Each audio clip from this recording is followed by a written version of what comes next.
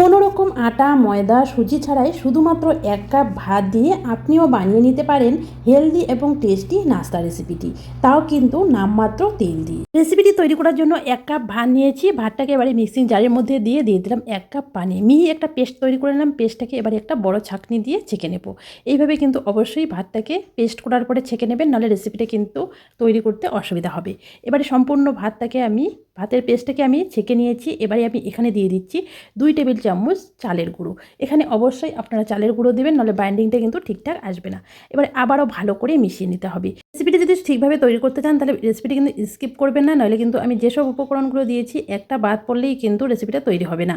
আমি আরও ২ টেবিল চামচ পানি দিয়ে ভালো করে মিশিয়ে নিয়ে দিয়ে দিয়েছি পরিমাণ মতো নুনটা দিয়ে ভালো করে মিশিয়ে নিয়ে দিয়ে দিয়েছি ডিম। যেহেতু রেসিপিটা আমি হেলদিভাবে তৈরি করব, সেই জন্য আমি একটা ডিম এখানে অ্যাড করে নিলাম। ডিমটা দিয়ে আবারও ভালো করে মিশিয়ে নিয়ে এখানে দিয়ে দিলাম ১ টেবিল চামচ সাদা তেল।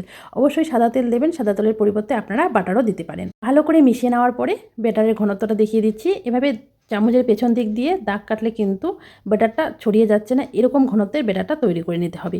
এবারে প্যানের মধ্যে সামান্য একটু তেল ব্রাশ করে নিলাম।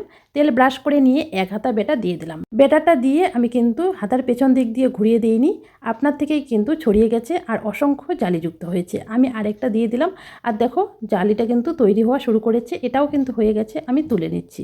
একইভাবে কিন্তু আমি সবগুলোই তৈরি করে নেব। আর একবার তেল দিলে কিন্তু আর পরে তেল দিতে হবে না, ওই তেলেই কিন্তু সবগুলোই ভেজে নিতে পারবেন। আর দেখো আমি একইভাবে কিন্তু সবগুলোই তৈরি করে নিয়েছি। রেসিপিটি বাড়িতে একবার তৈরি করে দেখার অনুরোধ রইল। যেমন টেস্টি হয় তেমনি কিন্তু হেলদি। বাচ্চার স্কুল টিফিন থেকে শুরু করে সকাল বিকেলে নাস্তায় ঝটপট তৈরি করে নিতে পারবেন। রেসিপিটি ভালো লাগলে প্লিজ একটা লাইক দিয়ে কমেন্ট করে জানাবেন।